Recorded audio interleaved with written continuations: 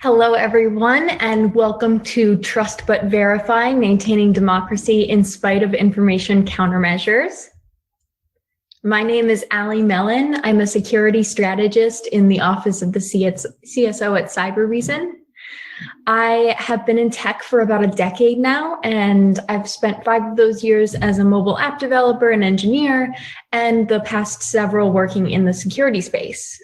And for the last 2 years, I've been working closely with the FBI, Secret Service, DHS, and local and state law enforcement to help protect our elections. One of the things that we've been doing in order to really identify the processes in place that the government has to protect our elections is to go through tabletop election security exercises. In these exercises, it's hackers versus law enforcement and government officials to really figure out whether or not the government is prepared and has the processes in place to handle different things that attackers might try to do. This does not require any hacking of actual voting machines or any actual hands-on keyboard hacking. It's really all about seeing the processes in place and really making sure that government officials and law enforcement are prepared for any scenario. But before we really dive into that portion of the talk, I want to start by talking about what's truly critical to our daily lives, because this is really more connected to making sure our vote is secure than you might think. The way that I think about this is through Maslow's hierarchy of needs. For those of you who don't know what this is a pyramid that really talks about all of the things that we as human beings need before we feel comfortable reaching and becoming the best that we can be. At the base of this pyramid, we see the physiological needs. These are things like air, water, food, shelter, all of the things that we really need just to live. Above that, we have safety. And this layer is really about that personal security, safety with your employment, having the resources that you need to survive. Above that layer, and this one is really critical, is all about belonging. These are things like friendship and intimacy and that sense of connection that you need as a human being. Above that is esteem. This comes in the form of not only self-respect and self-esteem, but also status and recognition within the community that you're a part of. And this is all leading up to the top of the pyramid, which is self-actualization. This is really that desire to be the most that one can be. So where does voting fit into this process? That's what we're going to look to address today and really understand and give a framework for how we should be thinking about voting during an election. Now, I'm going to start by diving into the defender perspective to give you an idea of what's happening today and how this is being approached today. Then we'll talk about the daily life of the actual voters themselves before jumping into the attacker perspective. After that, that will really be the basis to understand what we as individuals might be able to do to stop an election or as nation states. And then we can use that information to really try to protect our elections. Let's jump into the defender perspective, the state of play today. So the DHS defines election security and election infrastructure in particular as things like voter registration databases, IT infrastructure, voting system, polling places, all of the things really needed to tabulate and count the votes. But my question is this really all? And through my work with these organizations, I've really found that this is not all, that we need a much more broad and encompassing definition. And the way that I've been thinking about this is through what I call the voter hierarchy of needs. This is a pyramid, much like Maslow's hierarchy of needs, that shows all of the things that we as individuals really need in order to feel comfortable, safe, and willing to go vote. Much like Maslow's hierarchy of needs, this does include physiological needs. If we don't feel like we have the air or the food or the water that we need to survive, we have other priorities that come before voting. Similarly, if we don't feel safe, either in our country, in our homes, at our work, we're much less likely to vote because we need to prioritize that safety before we can prioritize voting. Belonging is also an absolutely critical component. If we don't feel like we belong in the country that we're in, if we don't feel an attachment to that country, people are much less likely to vote. And esteem is also critical. If we don't feel like our vote matters or like we're respected in the community, we're much less likely to want to give back to that community and to make change in that community through voting. And then last but not least, of course, self-actualization comes into play here. Not only about being the best that you as an individual can be, but about being the best that your country can be and helping your country achieve that. So this is what I call the voter hierarchy of needs. And this is one of the reasons why I question if election infrastructure should really be limited to what's used to tabulate and collect votes. Because we have all of these layers that we need to protect in order to ensure the integrity of the vote. And they can all be systems that are a target. And this is especially true when we think about the fact that 40% of eligible US citizens do not vote at all. With the numbers as high as these, any kind of voter suppression has an impact on the election, and we need to be cognizant of that. So when I think about election infrastructure and election security, I think about the importance of maintaining faith in democracy, of preventing voter suppression, and of course, of ensuring national security. So with all of that in mind, I really want to dive into the attacker perspective. And I want to make a quick note as you're thinking about this, that this is not an evil thing to do. We are not diving into the attacker perspective so we can hurt anyone or so we can affect any outcomes of any elections. We're doing it so we can get a better understanding of what could go wrong so we can protect against it. This is why we red team in security. It's very important so that we can be the best that we can be. And I don't want for anyone to get the sense that this is something that we're doing vindictively or for an evil outcome. This is purely to make us stronger and to make us better. So let's dive in. When we think about attacker motivations, especially at the nation state level, we're thinking about things like gaining power, spreading a particular ideology, or maintaining global recognition and support. All three of these things are really critical for different nation states, whether they are currently superpowers, whether they want to be superpowers, or whether they're just trying to ensure their survival. I want to talk about the different layers that a cyber attack can target.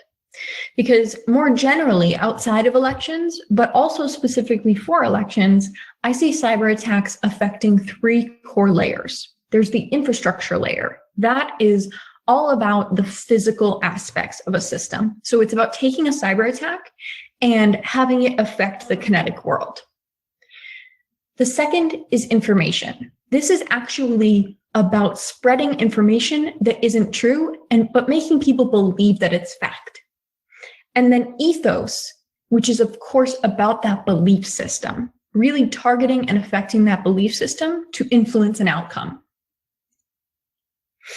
And now I want to really dive into a lot of examples of attacks on elections and on governments that relate to these three planes.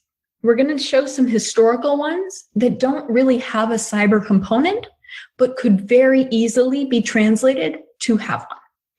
And so as we're going through these, I want you to think about how cyber could be used to actually make this even more potent than it already was.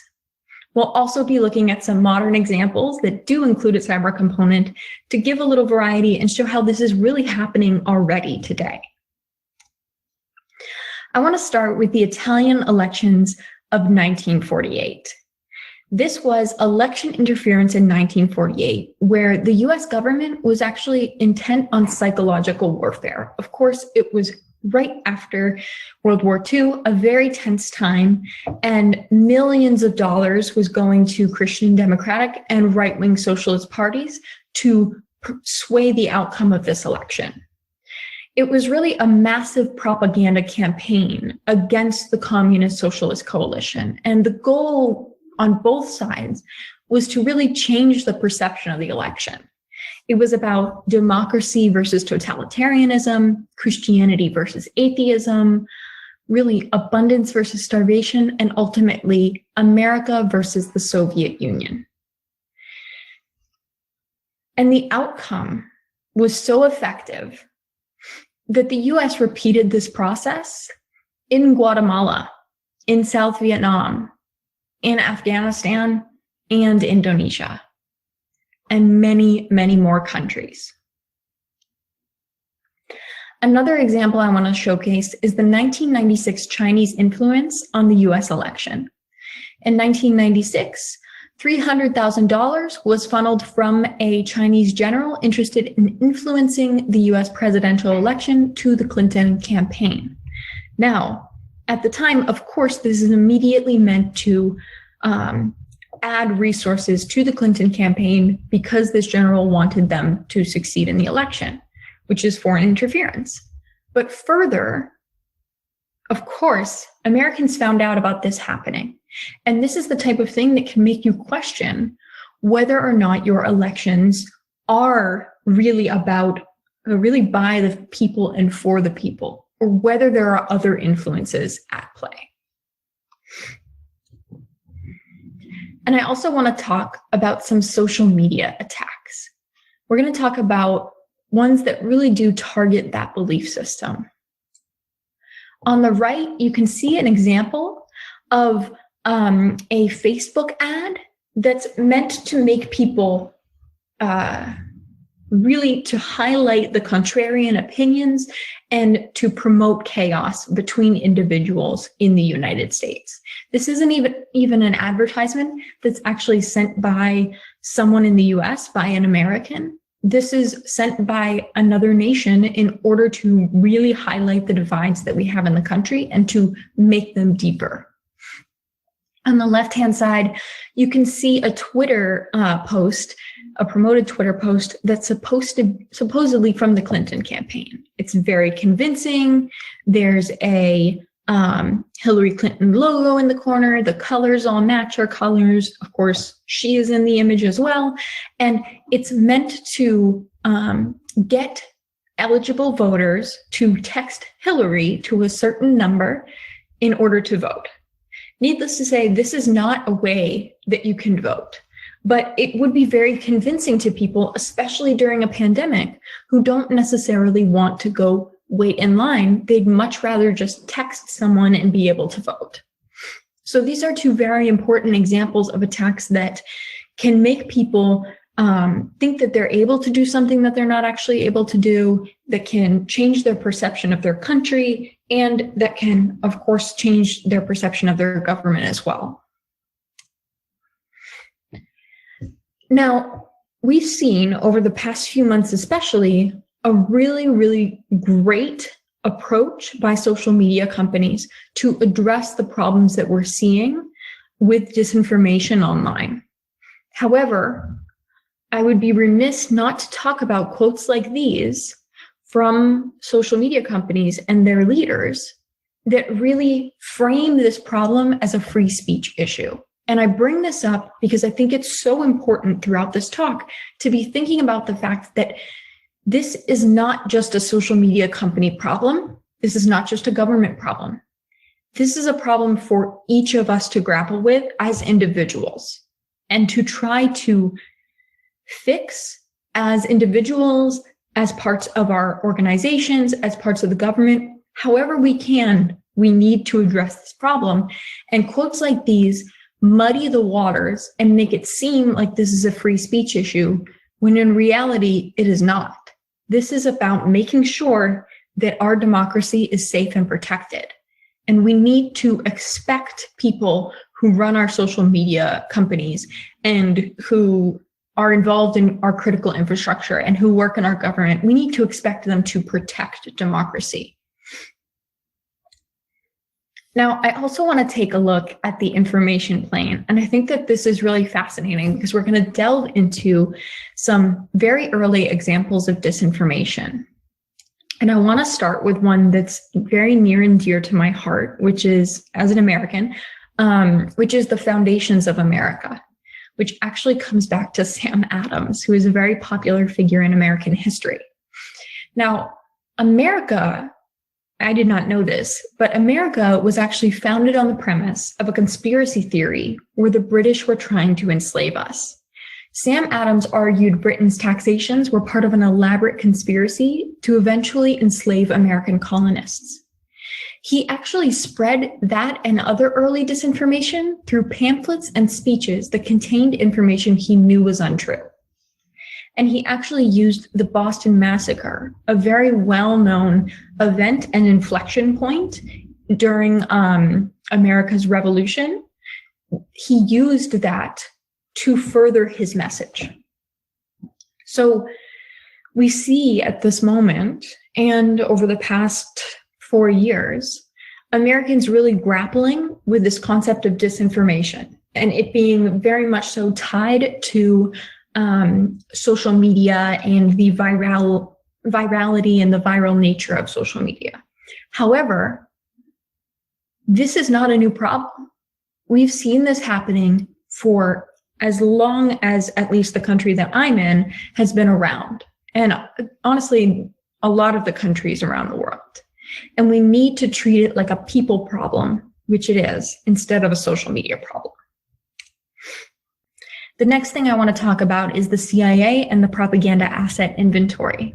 So during the Cold War era, in the 50s and 60s, of course, the CIA had a large inventory of different propaganda assets across the world. They were very intent on using propaganda to serve their own political and international means. I want to highlight 2 cases that I think are really interesting and could very easily be made a lot easier through modern day cyber attacks. The first is Radio Free Asia, which was controlled by the CIA and the US government. And the goal with Radio Free Asia was actually to spread the message of propaganda that the CIA wanted to get out to Asian countries. However, they realized that many people in Taiwan, many private citizens at least, would not have access to radios. So they actually strapped radios to balloons and released them into the air, hoping that the wind would take them to Taiwan. Needless to say, the wind went in the wrong direction and they never ended up making it to Taiwan. But it's an interesting example of how constraints during that time really prevented them from spreading propaganda the way that they wanted to, and how you can imagine that with the internet and how we interact now, it would be a lot easier to really get that message to the people in Taiwan or wherever the CIA might be interested in getting it to. The second example I want to give is a magazine called Forum World Features. This magazine had carefully placed propaganda stories in it from the CIA, and it actually became so popular that it was, the magazine itself was distributed to the US. So the CIA had to be very careful not to place false stories in the US version. So another example of how logistics can really impact the process and how people go about spreading disinformation. Another example I want to highlight is US radio in Moscow. From 1976 to 1982, rock music like Elton John and the Beatles was really popular, but people in Moscow couldn't get it because it was English.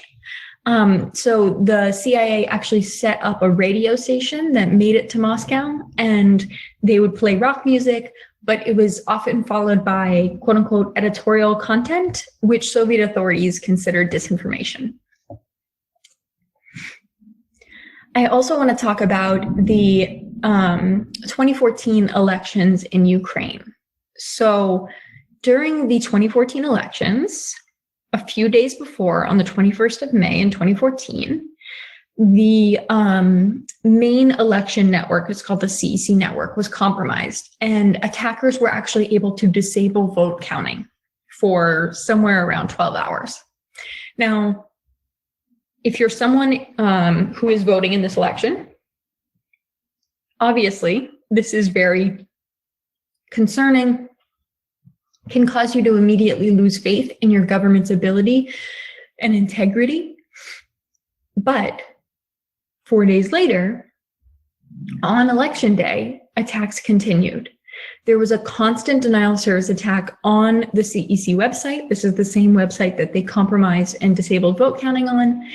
And then 12 minutes before polls closed, attackers posted a picture of the former leader of the right sector on that legitimate website, claiming he won the election. And that was immediately widely shared by Russian media. So this is an interesting combination of a cyber attack used to make something seem legitimate before the polls have even closed, which will automatically make people feel like it's not worth it if they're waiting in line and they see that someone has actually already won the election. Like, why would they bother voting? But it was also immediately shared by Russian media, which tries to really widen the spread of information and make sure that everyone sees, oh, someone has already won the election. If you're thinking about going to the polls, you shouldn't. So a fascinating example of how it can really mess with people's ability to trust results that are posted even on legitimate government websites leading up to an election and during an election. I also want to give some examples from the 2016 US presidential election of communication attacks. So on the right-hand side, you can see an example where an individual is getting a text message from supposedly a government-affiliated organization. It has the actual address of the place that this person is supposed to go vote and gives them more information about hours and all of that. However, this is not an actual polling location. This is a message being sent from an attacker in order to get this person to go somewhere that isn't actually their polling place. Can you imagine? You go out to go vote, you get this text message, you go to this address, and there's nothing there. Are you going to feel frustrated, maybe not want to go find where you're actually supposed to go vote? Absolutely. On the left, you can also see an example that's supposedly from President Trump saying that this person has not yet submitted their ballot. Now, this message is not from President Trump. It is not from the Trump campaign. It is just meant to shame people into voting. And who knows where that link actually goes. Last but not least are the infrastructure attacks. And these are particularly important to me because really that kinetic impact, that physical impact is where we can see a lot of cyber attacks becoming very serious and potentially having fatal outcomes, which is something that I'm very concerned about. And I want to start with the assassination of Lumumba. Again, this is a historical example. It doesn't have a cyber component, but you can think about how much easier this could be to perpetrate by having a cyber component. So in 1960, the Democratic Republic of the Congo gained independence. That year, they elected a prime minister, Lumumba, and then he was subsequently assassinated 1 year later in 1961. Now, having your leader assassinated as a brand new country would, of course, be politically fracturing for any new and independent nation. But to make things worse, this assassination was actually perpetrated by the American and Belgian governments, all because they wanted to make sure that the leader of the DRC met their Western interests. So imagine you're in a very small country, you're brand new, you choose a leader, and then that leader is assassinated a year later by some of the world's largest superpowers. This is the type of thing that will make you realize that your vote does not matter in this country and that you don't actually control how your country acts. So it not only takes away your belief that your vote actually matters, but it also makes you realize that this isn't really your country. This is a country that's being controlled like a piece of chess, or like a pawn in a chess game. So a very troubling example, and I think a good example that shows the real impact that can come from something like this. The second example that I want to give is the Indonesian elections and subsequent massacre. This was perpetrated in 1965. The Communist Party finished fourth in an Indonesian election, and they were offered a proportional representation in the government there. Now, this was not in keeping with US interests, and so the US secretly supported the purge of suspected communists through many, many messages purporting to be from people within Indonesia, affiliated with Indonesia, but they were Americans. This caused the death of thousands to millions of communists over months, and the military actually took over as the most powerful institution. So this is the type of attack where obviously it kills immediately, but it also terrifies the public. Who is speaking freely, who is voting freely after this happens in their country, when this huge portion of their government has just been slaughtered for their beliefs? I can't imagine walking around and talking about my belief system or talking about my vote or how I'm excited to vote when something like this happens. So I think this is a really important example, especially because a lot of this was pushed by messages from Americans being sent to Indonesians masquerading as Indonesians. That's particularly important because, of course, with the internet as it is, it's much easier to send messages like that really you can't tell if that person is actually from your country or not. The other example I want to talk about is the Bronze Night. Now, this is not from an election day, but it's a good representation of what could happen and a really modern example. So the Bronze Night was a night in Estonia where Estonians decided to move a Red Army soldier from the center of town to a Soviet cemetery. And this was mainly done because they didn't want a Red Army soldier in the middle of their city, which I think is very understandable. However, fake news immediately began to spread as they did this, with Russian news reports claiming the statue and Soviet war graves were being destroyed. Ultimately, even though this was completely fake, this resulted in 2 nights of riots and looting. 156 people were injured, 1 person died, and 1,000 people were detained. And at the exact same time that all of this was going on, there was a denial of service attack hitting banks, media outlets, and the government in Estonia. People were unable to get cash out of ATMs. They were unable to use online banking. The government employees were unable to communicate through email, and newspapers and broadcasters couldn't deliver the news. So imagine this. You have a bunch of fake information being spread through Russian news reports, and the newspapers can't even report in Estonia whether it's true or not. You have all of this rioting and looting and injury, and government employees, like law enforcement, can't communicate through email. And then, of course, you have a lot of people who may just be trying to get home, and they can't even take out money from ATMs. So this is an example of a multifaceted attack that can cause a lot more chaos and a lot more confusion that can very easily lead to death, and did. To me, this quote is really important because it really highlights how cyber aggression can really create a lot of confusion, but you have a very hard time attributing it to a specific group. And it stays below that level of an armed attack. So the actual response that you're able to give to this type of attack becomes muddy very quickly.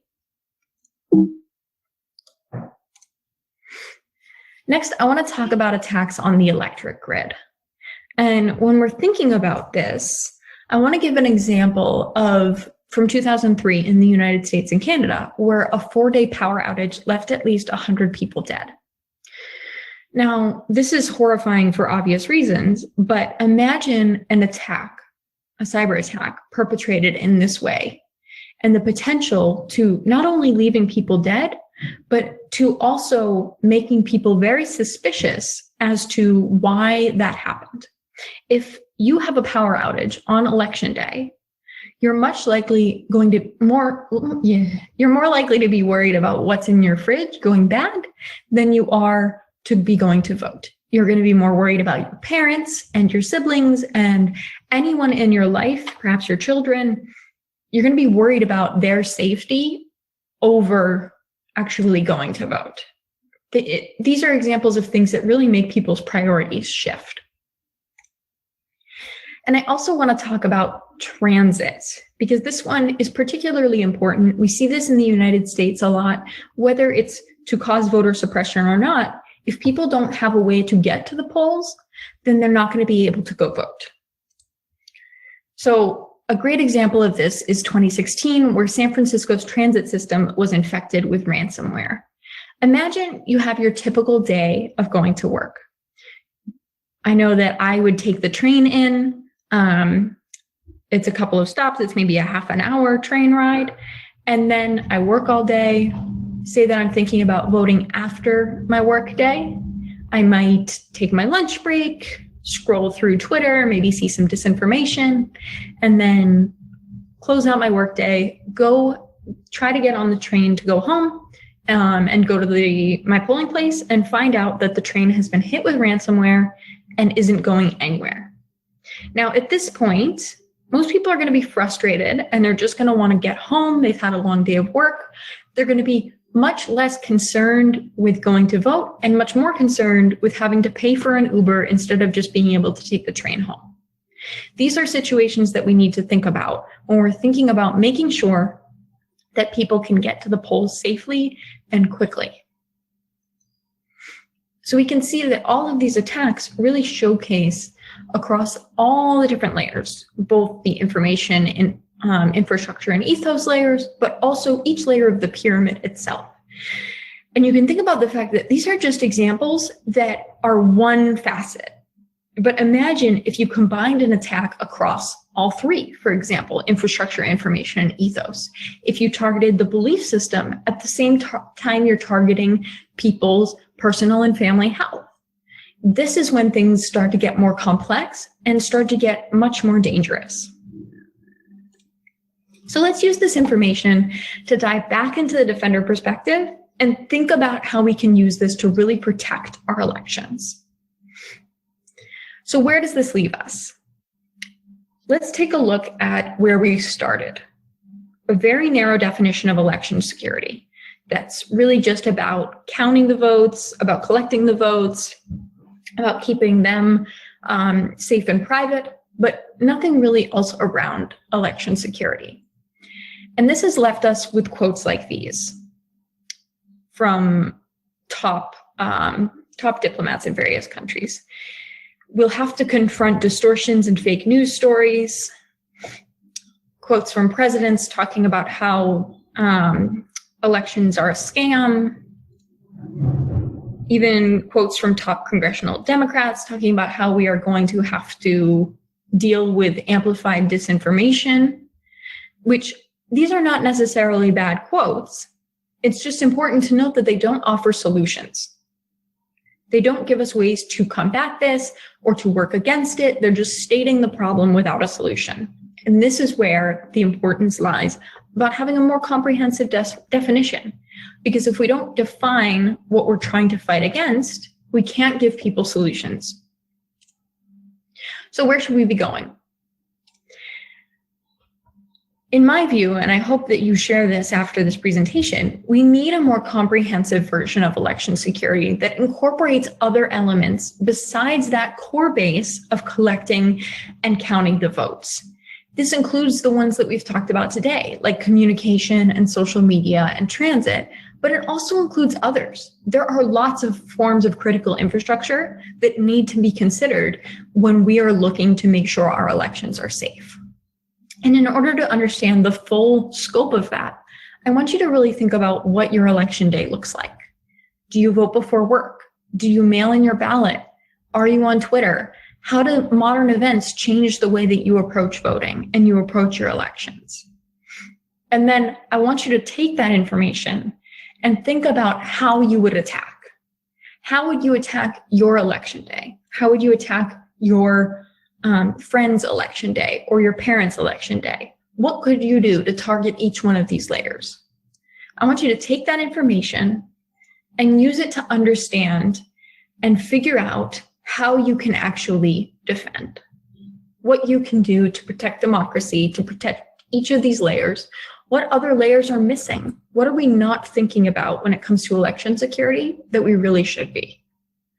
And before we go, I want to make sure that we talk about, and I give you some thoughts on what we can really do to protect democracy, because I think it's very important. And so I specifically want to note a couple of core things. The first being secure your systems, whether as an individual or as a business or as a person in government. Just do your best to make sure that your systems are secure. This is critical at all levels, because as we see, these attacks are not just targeting the government, they're targeting all of us. So really work to do your best to secure your systems, to protect your private information, and to make sure that things are more safe. The second, which I highly recommend, is if you are in a position to work with the government. I am personally not in government. I am at a private company. However, I am part of an organization called InfraGuard, which is a public-private partnership with the government where we can have communication back and forth that aids both of us. And in the event of a cyber attack, you need to have that open channel of communication already, or you're going to have a lot to do. If you go into election day without an open flow of communication, without the email address that you know you need to contact if something happens, you're going to spend a lot of time running around trying to figure out who the right person is to talk to and how to get to them, as opposed to just being able to communicate the problem immediately and effectively. And that's what we're really looking to achieve, is to build the processes that we need to secure our elections. And the last thing that I will really push for everyone is to just fight disinformation. It's very challenging. I know that it's very easy to retweet something that you believe in because it strikes an emotional chord. But at the end of the day, we all need to do our part to really focus on defense and to think about how we can contribute to fighting disinformation, whether it's online or in person. If you know someone that spreads a lot of disinformation, try to recognize that this is a marathon, not a sprint. You're not going to convince this person right away that they should stop sharing this type of information. But if you are there as a reliable and trusted resource on the truth, not there to shame them, then things will get better. They will start to come about and understand the different perspective on this.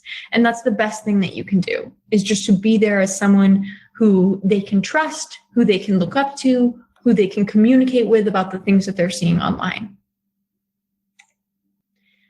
If you're interested in the white paper that I wrote about this, which has more information and a lot of what we talked about today, please feel free to download it. It's completely free and it's available at this link. And I want to thank everyone so much for attending this talk. I had a pleasure speaking to you today. And if you have any questions, feel free to reach out to me. I'm happy to talk more. You can reach out through email, or also feel free to get in touch with me on Twitter. I'm at HackerBella. And yeah, enjoy the rest of the conference. Thank you guys so much again.